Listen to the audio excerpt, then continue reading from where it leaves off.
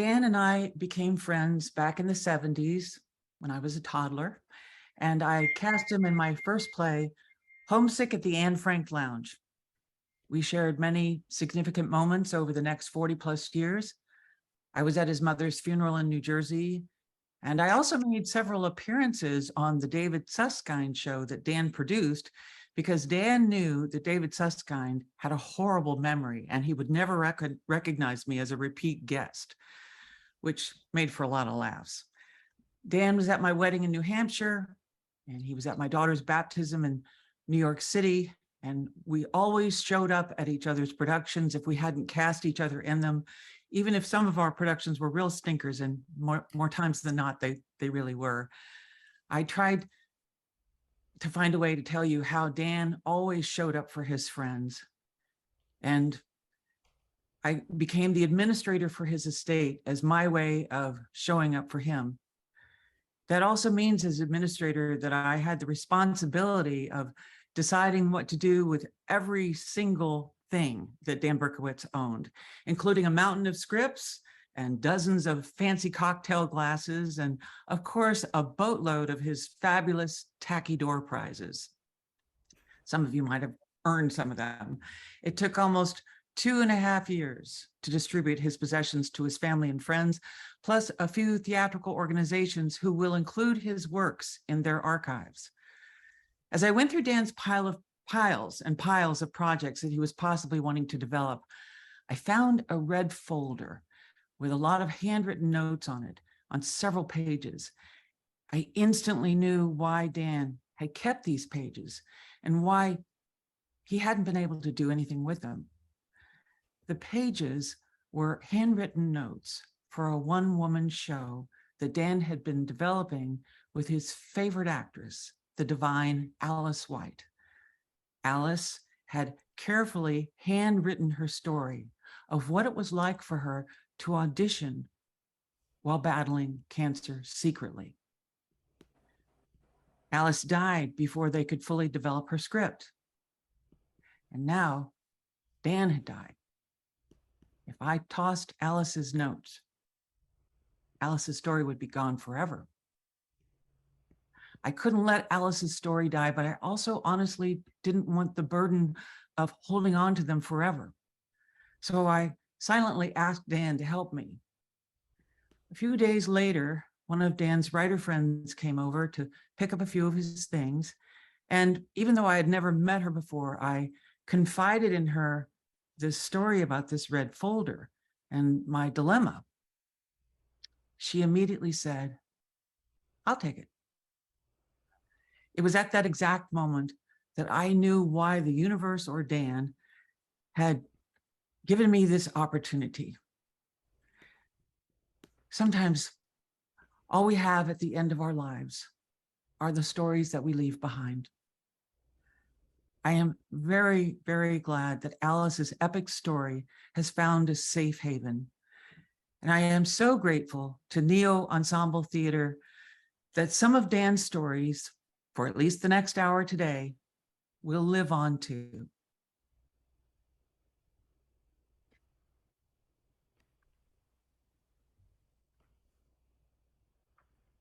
An apartment on Waverly Place near Christopher Street in New York, just before midnight on June 27th, 1969, the eve of the Stonewall riots.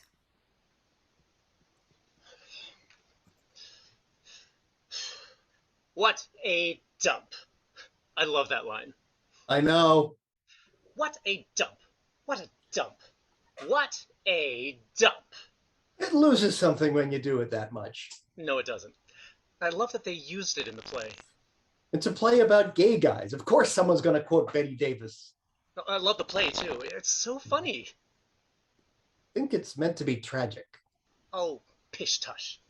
No one says pish tush. I do. I say pish tush. And what a dump. How many times have we seen it now? 4, I think. Do you remember when we went the first time and you'd bought seats in the mezzanine? Yeah. I always sit in the mezzanine for musicals. You see the whole sweep. The look on your face when you realized it wasn't a musical. hell was I supposed to know it wasn't a musical? And for Christ's sake, it's called The Boys in the Band. If you'd read the reviews, you'd have known. Honey, if it's not in Women's Wear Daily, I don't read it. Even they reviewed it. Whatever. It's the best thing since that thing we saw a couple of years ago. What was it? When Queens Collide. I do love that title. Where was that? Ridiculous. I didn't ask you what you thought of it. I asked where it was. The Ridiculous Theatrical Company. Oh. So who do you have to fuck to get a drink around this here? You had 3 at Julius's. That place is such a wrinkle room, you have to get embalmed. You've had enough. I'll have a pink lady. All I have is scotch. Ugh. Oh, it's like drinking Listerine. Give it to me. No, I'll finish it. Waste not, want not, you know. Do you really think the play is tragic? I think the guys are sad, yes. But they have such wonderful friends and such a great apartment. Yeah, but But what? they're hiding who they are, what they want. Don't you find that sad? We all do it. What's the problem? It's 1969. A man is getting ready to fly to the moon, and yet it's illegal for you and me to even dance together in New York City. Okay, yeah, that's sad. And what about the actors in the play? How many of them do you think are gay? I don't know. Exactly. Probably at least a couple of them are, but they don't dare say it. Of course they don't. Their careers would be over. If they want to go out for a drink after the show and be with other gay guys, where can they go? A bar run by the mafia. Those guys are really hairy in every way. And who are in cahoots with the cops. Cops are much cuter than goons. Wouldn't it be great if the gay actors and the boys in the band could just come out and say it? Are you kidding? That'll never happen. Move in with me. We've gone over that already. If you moved in, you wouldn't have to be up so early to go back to your place and get ready for work. But if we moved in, people would know something was up. 2 men with good jobs suddenly deciding to live together. Who cares? No one knows I'm gay. Really? Am I really Queenie? You do flounce a bit. Strangely enough, you're only really butch when you're in full drag. I am a tough bitch with a heart of gold and a gown of mauve. Yeah, you do stand out from the crowd. Subtlety is not my forte. Fort. What? F-O-R-T-E is pronounced fort when you use it to mean strength or skill. It's only in music that it's pronounced forte. Where it means loud. Yes, Did you learn that at Harvard? probably. Well, I went to Princeton, and Princeton drag queens are always forte. I just want to be a housewife. What's wrong with that? Other than you got a dick between your legs, nothing. Is that too much to ask? A normal life for people like us. Yeah, too much to ask. Wouldn't it be wonderful if we could really get married and we could get an apartment at the corner of Christopher Street and Gay Street and live happily ever after? We don't need to get married. But how can I be a housewife if we're not married? I'm gonna go. I need to socialize with my sisters. It's midnight. It'll only take me an hour to get to dress. The night is young. I wish you wouldn't go to that place. That place is where I can be with my own kind. It's all lowlifes, tacky queens. I like tacky. I am tacky. Remember, I went to Princeton. If you moved in, we could do our own wedding. You in a white gown, me in a tux. I want it to be real. We deserve it to be real. Sometimes I just get so angry. You and I are just as good as anyone else. Better. And yet, all the crap we have to go through. We have good lives. Don't play the victim. Oh, honey, Don't ever call a drag queen a victim. She may believe she's one, but if you call her a victim, she'll bite your head off. You Queenie types can get pretty aggressive. I take my personal motto from Gertrude Stein. She used to tell her dog, play Hemingway, be fierce. Glad you're on my side. People underestimate us queens. Do you know how tough a guy has to be to walk in high heels? I love it when you talk tough. Don't ever fuck with a drag queen. Ever? Not until she's properly coiffed. Will you be up later? I could come by. Are you sure you want to go out now? It's so late. Honey, the Stonewall doesn't get interesting till at least 1 a.m. Be fierce, your majesty. You can count on it.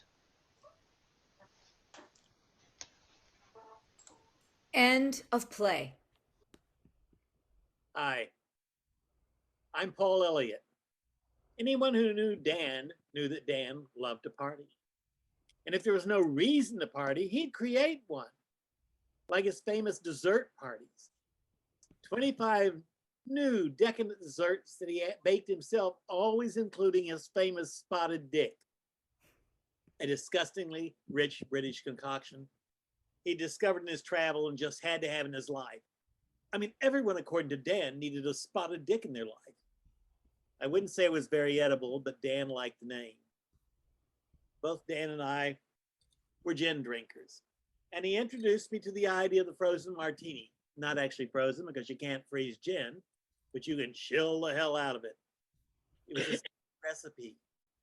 Tanqueray straight out of 12 hours of a freezer, poured thick into an iced glass and sipped slowly on a hot summer evening on his lush tropical patio. It's funny, I never imagined a life without Dan in it. He was so vital and ageless.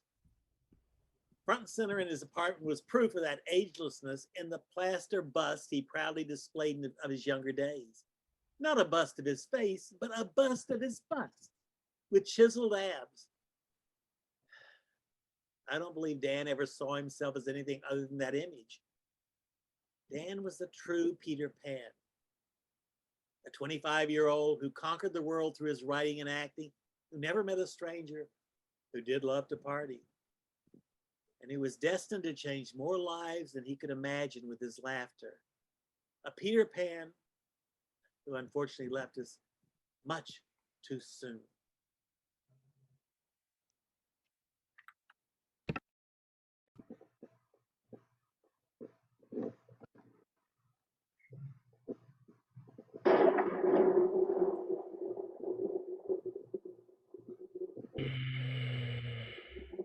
Whoa! Who are you? I am a succubus. I beg your pardon? I'm a succubus, a female demon who descends upon a man while he sleeps and has sexual intercourse with him. Okay. I said okay. You need to go back to sleep. Why? A succubus is a female demon who descends upon a man and engages in sexual intercourse with him while he sleeps. You're awake. I don't want to miss this. I can't do it while you're awake. You and everybody else. Do you have any idea when the last time I had sex was? That is none of my concern. Exactly what every woman has said since October. What, you have a handbook you all consult so you can say the same thing? Look, I don't have time for this. I've got someone else right after Oh, you. great. You materialize in my bedroom at what? 3 o'clock in the morning. You've come to engage in sexual intercourse with me, and then you say you don't have the time. What is it with you chicks? I am not a chick. I am a succubus, a female demon who descends. Yeah, I know, who descends upon yada yada. Okay, well, if you can't do the intercourse, then how about, What? Well, your name is Succubus. Succubus is what I am. My name is Morlock. Right. right, change the subject. Look, sounds like first syllable of what you are. Do not speak in riddles like the Sphinx. How much wood would a succubus suck if a succubus could suck wood? A blowjob, Morlock. Jeez, I thought you demons were supposed to be evil geniuses. Oh, for Christ's sake, can't you just let me do my job? What? This is so like a man. I'm supposed to rise from the netherworld, descend upon a man while he sleeps, and cram his blood-engorged, red-headed champion into my devil's pot. But instead, you just want a blowjob. Honestly.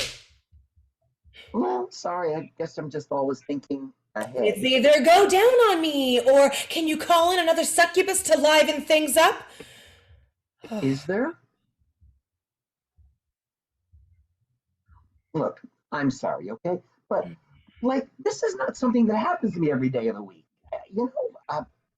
Hey, how come you're here anyway? I mean, how come me? I don't know.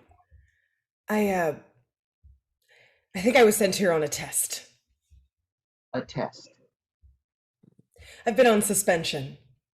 What are you talking about?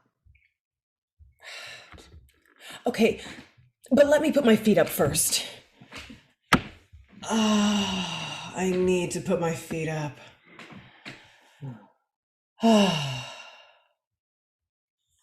That's much better. I didn't think demons got tired. Oh, it's exhausting, especially when you have to prove yourself. Huh? You shouldn't smoke. It's bad for you. You live in the fires of hell and you're telling me not to smoke. Just because I'm a succubus doesn't mean I can't encourage a healthy lifestyle. Huh. You know, of course, that if you stopped smoking, your orgasms would be much more frequent and much, much more intense. Huh? Ah. So, what's with you anyway? What do you mean I'm a test? I used to be assigned to all the big ones. The important ones, I mean. Attila the Hun, Genghis Khan, Caligula, Wow. Avatars of Evil. Wow. All the top Nazis. Hitler, Goering, Himmler, Goebbels. Did them all. No kidding. You know that song? Hitler, he had only one ball. Goering had two, but very small. I wrote that. It was a big hit. Oh, there. But then something happened. I lost my touch. Instead of enticing guys into evil through ravening bouts of unconscious intercourse, I just wound up killing them. The worst was that week in the 70s when I offed Elvis and Groucho Marx within 3 days of each other. No kidding. And then there was Michael Jackson. You killed Michael Jackson? I didn't mean to. But the shock of it was too much for him. It was the first time that he was with a, Demon? adult. Poor baby. So now instead of the biggies, I get assigned to nobodies like you to see if I could get myself back to where I should be. Ah, well, since I'm a nobody, I guess there'd be no harm if we, I told you, I can only do it while you're asleep. The boss has strict rules. boss. You know, Beelzebub, the horned one. Believe me, you don't want to cross him. What's it like working for the Horned One? Tough. There's no sick days, there's no vacation time. We joke that there's no rest for the wicked. Demons joke? You have to. Otherwise, the stress would be too much.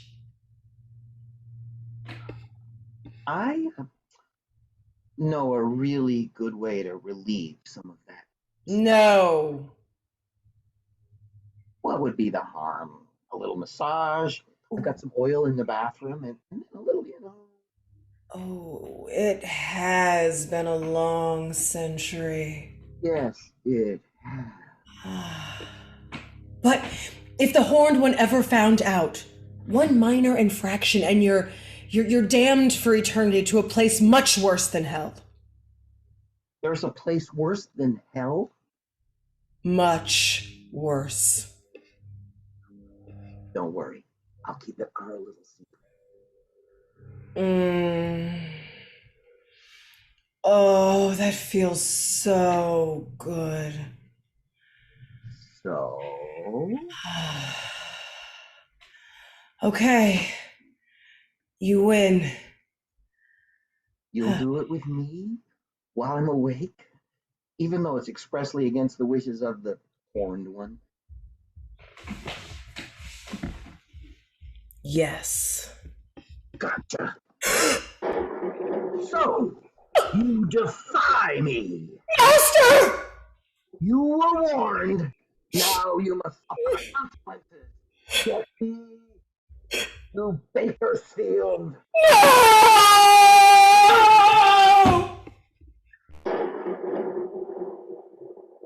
It's so hard to find good help these days.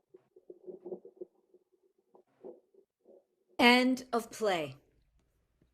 Hi, my name is Ewan Chung, and I just realized that it was because of Dan Berkowitz that I ended up working with NEO Ensemble Theatre. So thank you, Dan. For those of you who have been to Dan's home, either for one of his fabulous parties or for rehearsal, you may have noticed that he has a most curious bathroom.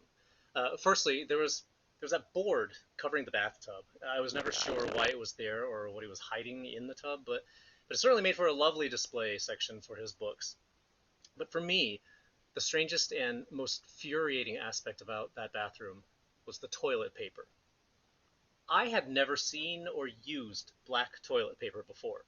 Now, without getting too graphic, let's just say that using black toilet paper ends up being quite a challenge because it can be difficult to know how effective a wipe is. Now, I'm sure black toilet paper effectiveness and conservation is a lot lower compared to the white versions. You're just never sure, right? So either Dan had a phobia of feces, had the piles, as some call it, and didn't like the sight of blood, or the joke was on the guests. And knowing Dan, it wouldn't surprise me in the least if it were the latter. But if anyone knows the real reason, please let me know.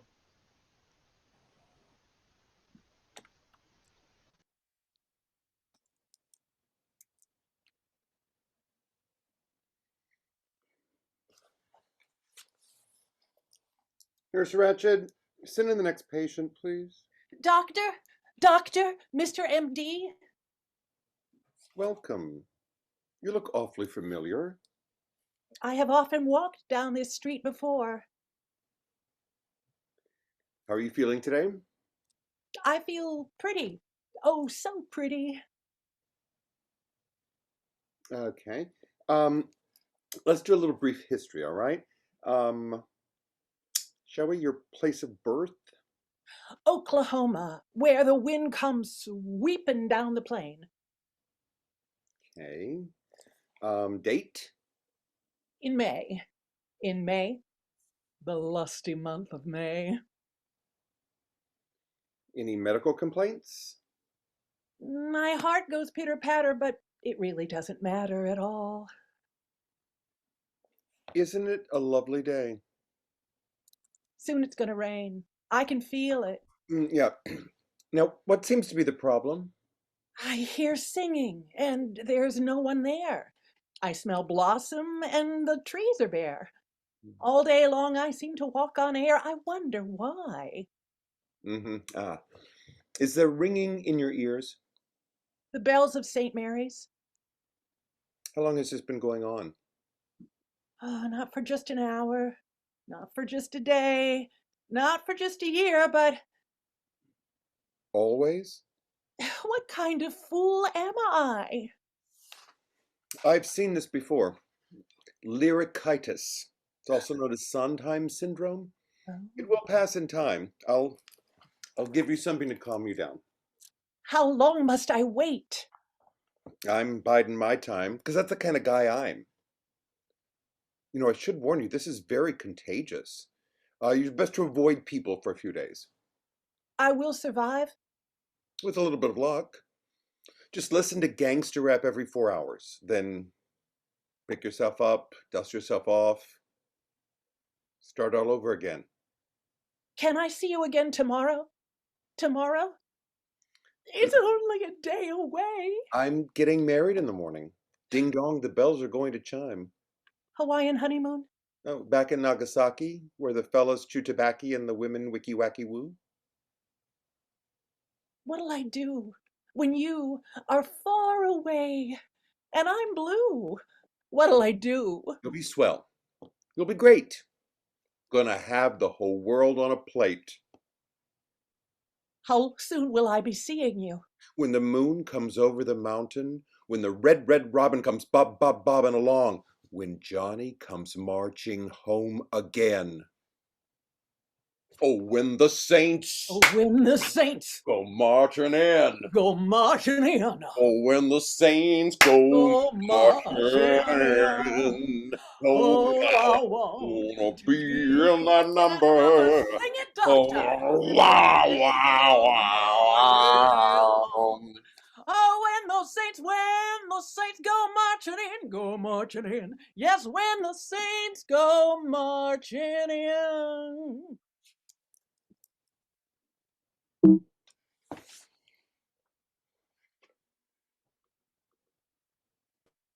A nondescript room in an elder care facility. Institutional paint, tacky furniture, 2 twin beds with a night table between them, a small love seat.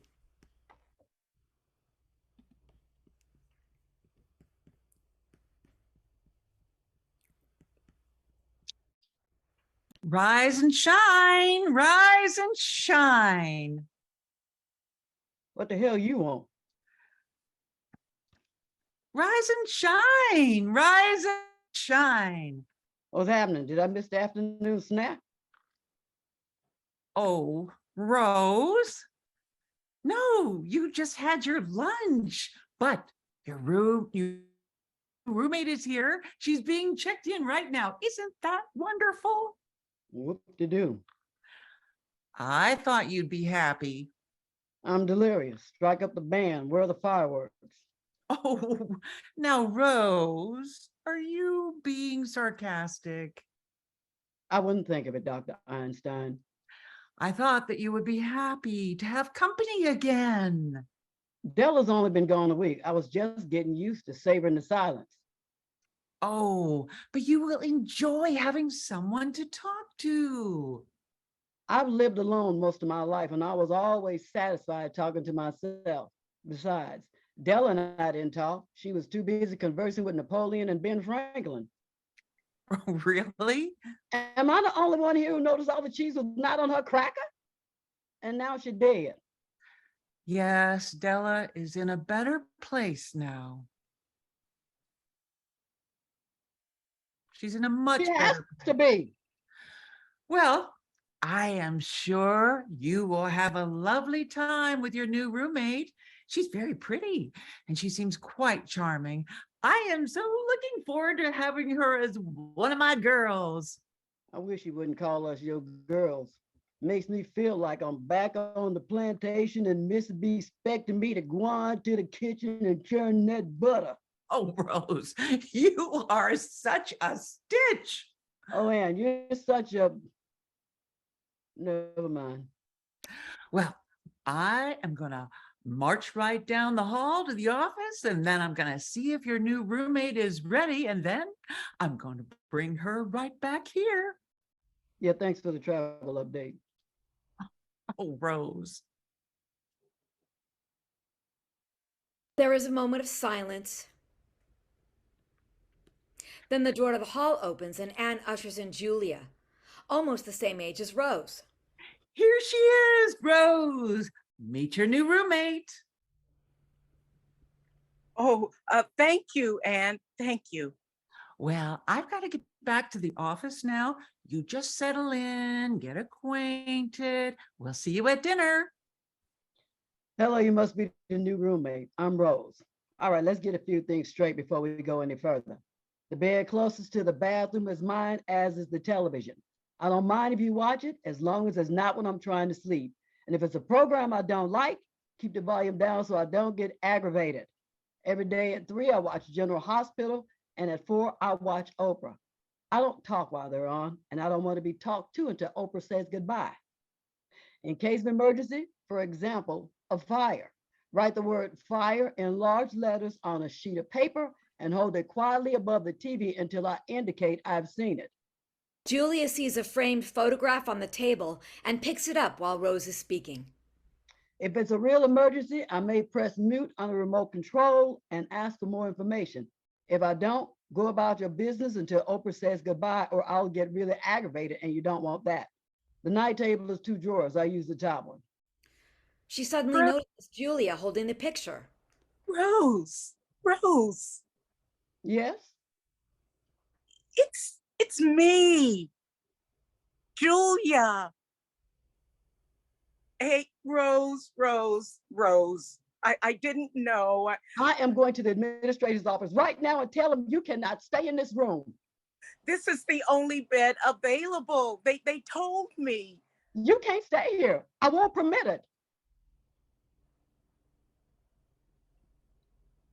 Oh, you left your reading glasses in the office. You wouldn't want to be without them. So, have you two gotten acquainted yet? He needs to move. What? You need to find her another room. Well, there isn't another room. This is the only open room available. There's bound to be somebody dying around here. Tell them to hurry up. We need the bed. Oh, now, Rose. Rose, I know you don't like me. I know I hurt you. Hurt me? Hurt me? You were my best friend. You were friends. Isn't that nice? And you stole my woman. Oh, my. You stole my woman, Clarice. I'll see what I can do. You know I didn't mean you any harm. You stole the love of my life. She was the love of my life too, Rose. We were together for 42 years before she passed. I know. And I'm sorry for your loss. Can I sit down just for a minute? It was so long ago, Rose. I needed her, and you were always stronger than me. I knew you'd survive. Rose, you don't know how much I missed you all these years. Oh, there's been a lot of times I wish I could have talked to you. I heard about your mother, and I wanted to write you a letter. Oh, it was hard seeing your mama, having to decide whether to keep her alive by just machines. It was like God put down a period and you're trying to turn it into a question mark. I'm so sorry, ladies, but at the moment, I'm afraid there's no other room available. Old man Rabinowitz in 107 looked pretty warm this morning. Why don't you go to his room and bore him to death? Oh, Rose, well, I need to get back to the office. I hope you'll be all right, at least until we can figure out something tomorrow. Oh, everything will be just fine, Anne. Everything will be fine. Looks like you have a new best friend. Don't you think it's particular? It's peculiar. After all this time, we wind up in the same room together? Peculiar isn't the word I would have chosen. Oh, but it's like it was meant to be. You're not saying the good Lord sent you to my room. Why'd you keep that picture of the two of us all these years? It's a very good picture of me. Oh, Rose, we're both old. We're both dying. Can't we just be friends? Speak for yourself, Julia. I ain't dying anytime soon. I was speaking for myself.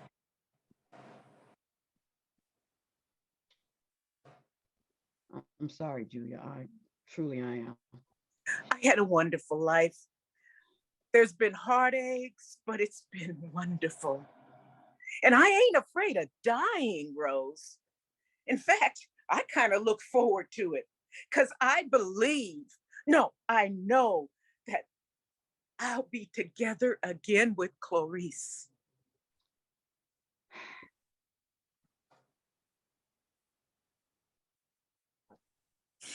I'm sorry, Rose. Never mind about that, Julia. You're entitled to look forward to that. You know, no one ever took my breath away like Clarice did. I know, and I'm sorry you never found anyone. Oh, I had my students. Rose, there was this TV show not too long ago. It was on PBS, I think. Oh, I don't watch the public stations. I like commercials. They give you time to go to the bathroom. But it was about this elephant, and her name was Shirley, and she was old, and she'd been in the circus a long time ago, but she got injured, and they put her in a zoo for years and years. It was a small zoo, and Shirley was the only elephant.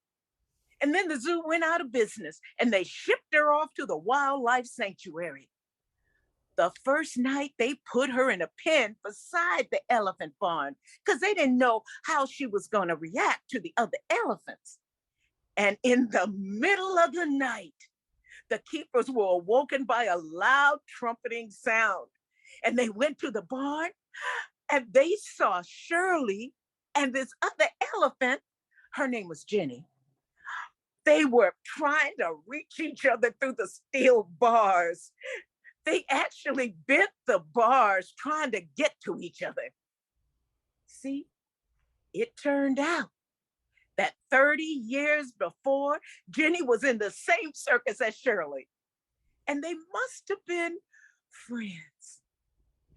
Oh, because those two wanted to be together so bad. You know, they bent the bars of that cage.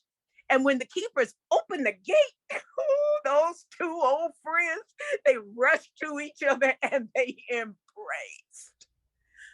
They touched each other, oh, so gently with their trunks, which is the most sensitive part of an elephant. And from that day on, those two old elephants have been inseparable. They was giving each other love and comfort and companionship and peace as they ended the end of their road.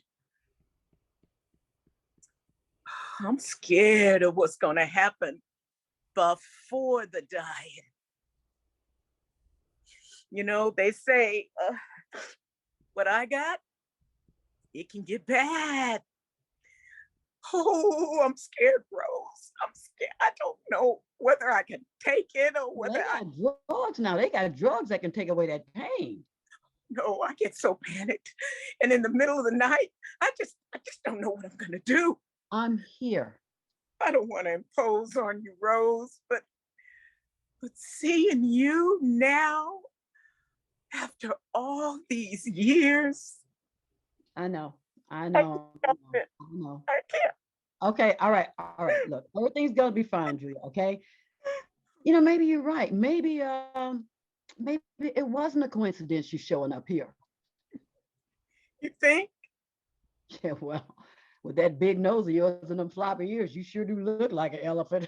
Oh, I do not have floppy ears. All right, it's almost time for General Hospital. And Oprah's having Dr. Oz on today. I love it when she has Dr. Oz on. Oh, thank you, Rose.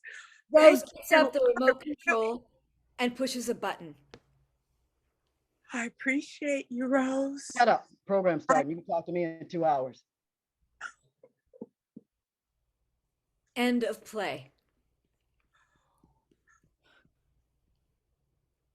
Hi, I'm Lee. You know, I miss Dan so much.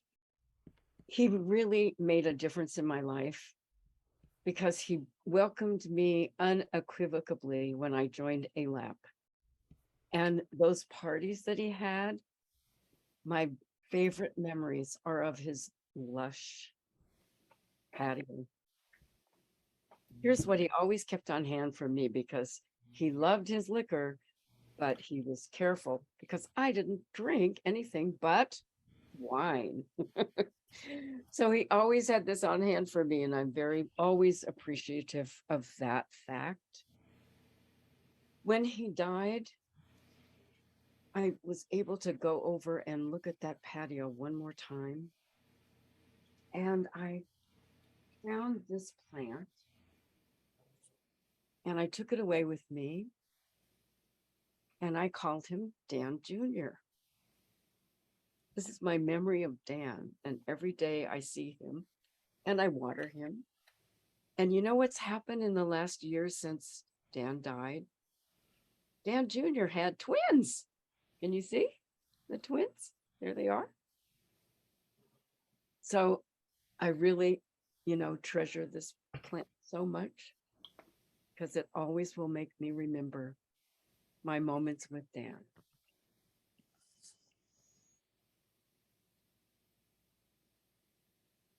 Cleaned a lot of plates in Memphis, and I pumped a lot of tune down in New Orleans. But I never saw the good side of the city till I hitched a ride on the riverboat Queen.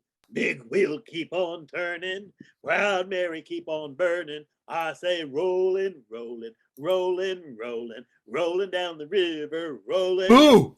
Shit, Jesus fucking Christ, you gave me a fucking heart attack. Oh God, are you okay? Well, considering I just had a heart attack 10 days ago. Yeah, Triple bypass surgery 8 days ago, which obviously was a success. Because despite having the shit scared out of me, I'm not dead. Yeah, sorry, I guess I forgot. If I didn't know she hated you even more than she hates me, I'd think my sister paid you to kill me. You look good. Well, I found out pretending you're Tina Turner in concert is better than Botox. I'm really sorry, So aside from assuring me I wouldn't be constipated this morning, here.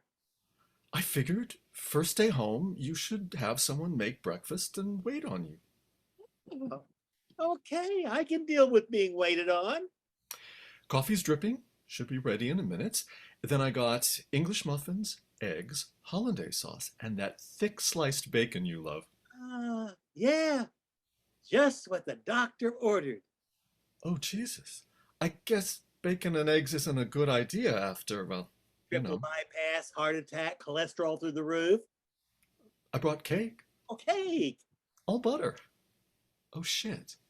It's okay, Jimmy. Your heart's in the right place. It's only your mind that's missing in action. I wanted so much to do something nice. Jimmy, sometimes you're an asshole, but you're a good asshole. You're very well-meaning. Unlike my hateful born-again sister, who's the type of asshole who'd ladle pork fat down my gullet so she could inherit the house. I thought I was getting the house. Well, that's what the will says, but my sister being the Antichrist, I'm sure she's planning to kill me, then frame you for the murder so she can give her house to that fucking goddamn born-again church. You really should watch your language when you talk about religion. I do watch my fucking language when I talk about the goddamn fucking religion. It's the worst fucking scourge the fucking world has ever known, Dan. It's important to people. It comforts them. It doesn't comfort me. It's superstition. God with a big long beard. Life after death where you'll be rewarded if you're good. So the fucking pessimists won't rise up and throw over the fucking assholes who ran roughshod over them in the name of fucking religion. Jeez, calm down. You'll have another heart attack. And when you're in the hospital and can't move, the goddamn chaplains hover. May I be of service? Yeah, bring me a fucking martini, Padre, then get the fuck out. Coffee's almost ready. Thank God. Let me tell you, that shit in the hospital looked like the water that's left after I washed my car. Didn't taste as good, though. And I have whipped cream. Coffee mit Schlag. Oh, sorry. No problem. We'll just pour a cup for the ambulance driver. Which reminds me, the EMT who started the IV in the ambulance was so fucking hot. Oh my God, I would have done him right there. Except that I was having a heart attack. And the only thing he wanted to prick was my arm. You having work done? Huh? The guy out by the tool shed. Crew cut, work boots, flannel shirt. I'm lucky it's a lumberjack. Ah,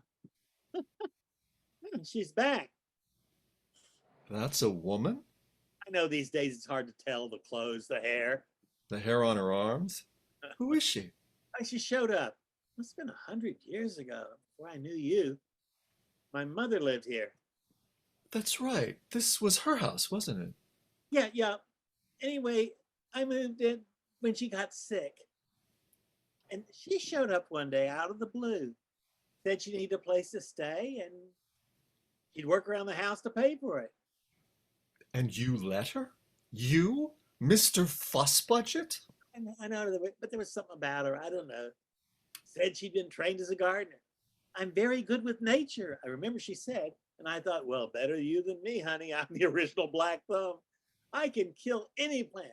Did I ever tell you about the time I got a Venus flytrap? Supposedly you can feed them meat. So I made a pork chops flambéed with Grand Marnier, and I fed it some. Fucking thing died within 2 days. I never knew whether the plant was a teetotaler or just kosher. And then, or maybe it was Muslim, which would have covered both counts. But then it probably would have taken me down too, which is another thing about fucking religion. In the name of God, we'll kill you. That's just some Muslim fanatics. Oh yeah? Ever heard of the Crusades or the Inquisition? Those were different times. Religion used to be the opiate of the masses. Now it's the amphetamine of the masses. She just took over the yard. All those plantings out there, the flower beds and the bushes, even some of those trees are her. Nice. Then you took over as Mr. Gardener. Oh, I didn't do anything except water it. Half the time I forgot to do that. She said not to worry, they'd always look great. This lingered for months, so depressing. Each day, she'd show up and she'd have planted something new or cleaned up a patch of the yard or put in some stones or something. It was nice. Looks like she's moving stuff out of the tool shed. Oh, yeah, it's been a mess the last couple of years. Of course, I told her there wasn't room in the house, but she said that was okay. She'd stay in the tool shed. In the tool shed? Well, she made it over. She'd go to the Home Depot, come back toting 2x4s and plywood, hammering and sawing whenever she wasn't planting stuff. Eventually, she turned the shed into a little apartment. I just want you to put this in the oven. Where did you put the tools? Oh, she had Hold your paintings. straight up. That's how they decorate. Just kind of amazing that she's back again. Yeah, your mother died a long time ago. Wow. And you know, she looks exactly the same. Right. It's so fucking depressing. How old is she, do you think? Well, these are men. There isn't a line in her face. These are men. 2 men. One of them says that we need. Those are the same clothes she used to wear. The original lesbian primeval look. And getting back to fucking religion, even being a lesbian would have had a stone in a lot of places. And I don't mean the good kind of stone.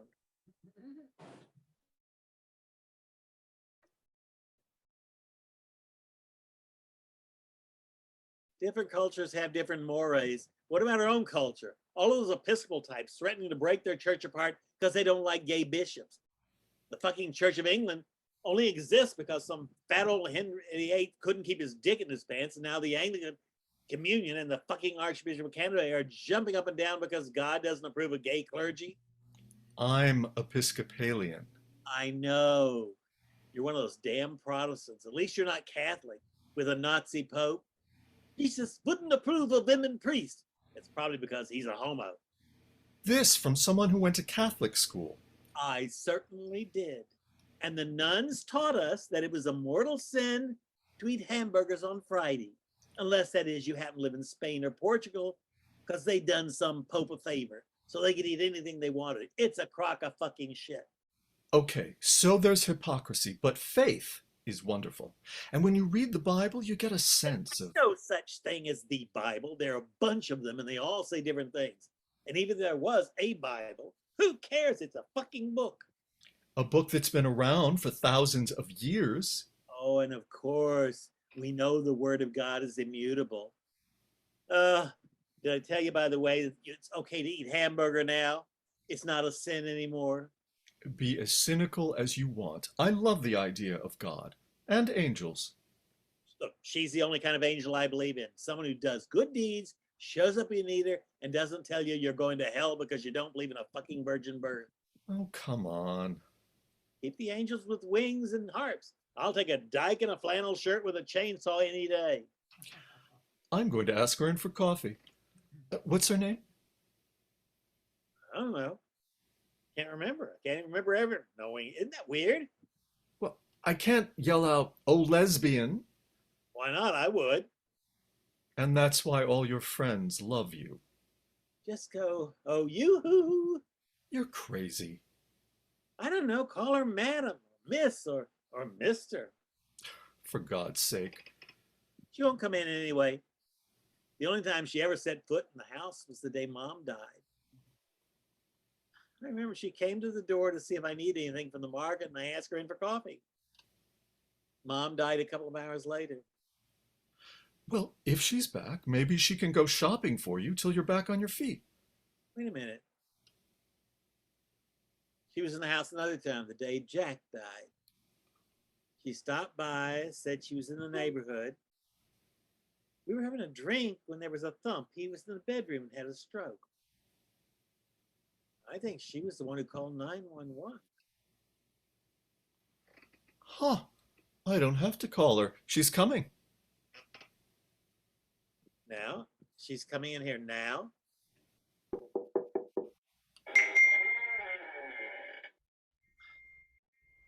Oh, nice tattoos.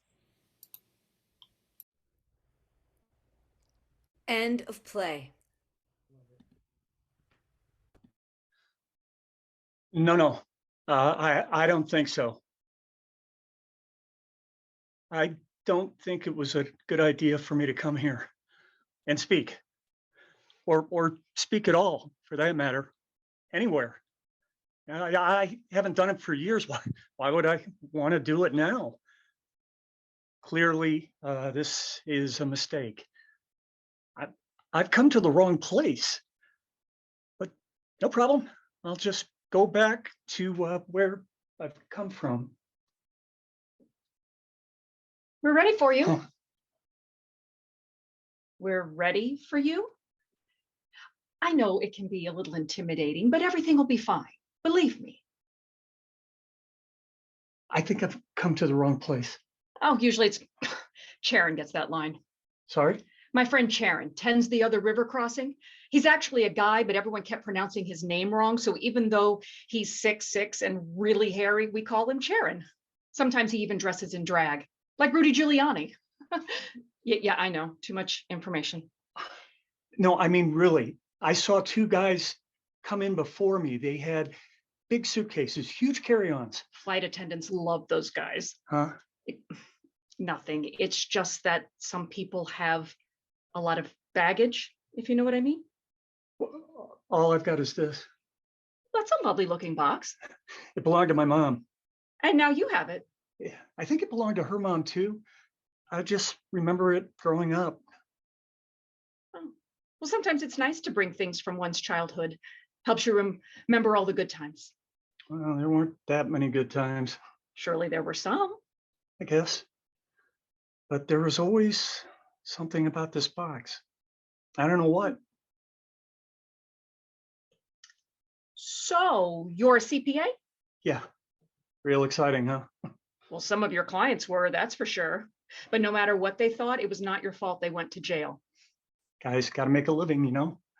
Gals got to make a living too. If you knew some of the things I did. You mean you used to be we don't go much into backstories right away, but you'd be surprised at how flimsy the curtain between dimensions can be. Wow. Yeah. Someday I'll tell you over drinks stories that'll make your hair curl. I don't drink. Yes, you do. Not often, and never to excess. Not since that night in college when you barfed along the entire first floor hallway of your dorm, every 2 feet, another puddle of really gross, disgusting vomit. Oh, geez. And your only friend at the time, in fact, cleaned it up and burned matches to get rid of the smell and told you everything would be okay. Joey. I haven't seen him for years, decades. So now you do occasionally like an old fashioned made with Jack Daniels, but never more than one. Yeah, he was a great guy, Joey. So what's in the box? Nothing. It's just a box. It's empty. May I look at it? It's a lovely looking box. May I open it? Sure. Look. It's the homeless woman on 6th Avenue. I pass by her all the time. One night, she was so sad that I turned around and I gave her $1. She was able to eat dinner because of that. Where can you get dinner for $1? Haven't you ever heard of the dollar menu at McDonald's? Admittedly, she had to beg someone else for a dime to cover the tax. Hey, it's Joey. The vomit guy. Yeah, he asked me to be his best man in his wedding over his brother. Whew, man, was his family pissed? Oh, she looks like a bitch. Tell me about it. I think she cut off his family jewels before the honeymoon was even over. I was with him when he got his divorce papers. He asked me for a hug. I'm not a big hugger.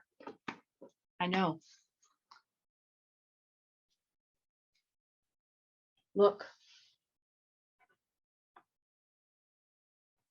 It's my mom. Oh, she's beautiful. Yeah, And what a radiant smile. that was the night she died. She could barely walk. So I got people to come over during the day, and then I'd come by after work every night. I yelled at her. She was sick for so long, and it just got so. I was so impatient, and I yelled at her.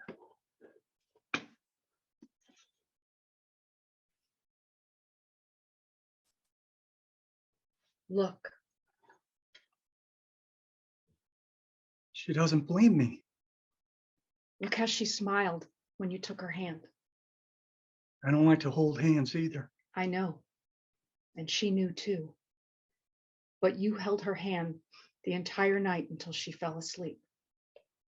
She was so grateful you were there.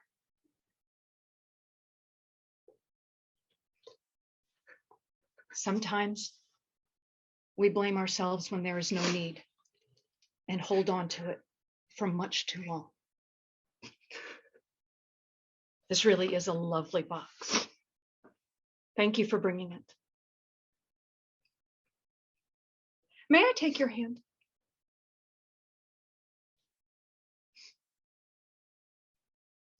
Welcome.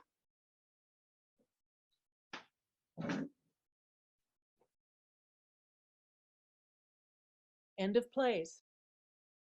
And that was Dan. 1 minute wickedly funny, and the next heartbreakingly poignant.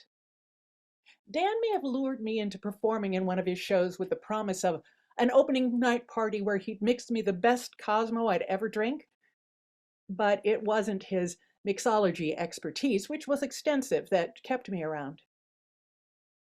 I just couldn't get enough of his company. As a writer, director, and actor, he was so perceptive of the human condition, all its foibles and all its glories. In all things, Dan was funny and smart and kind. At least to those he liked, because let's face it, he could be gleefully caustic to anybody he didn't like, and boy, howdy, it was fun to be around when that happened.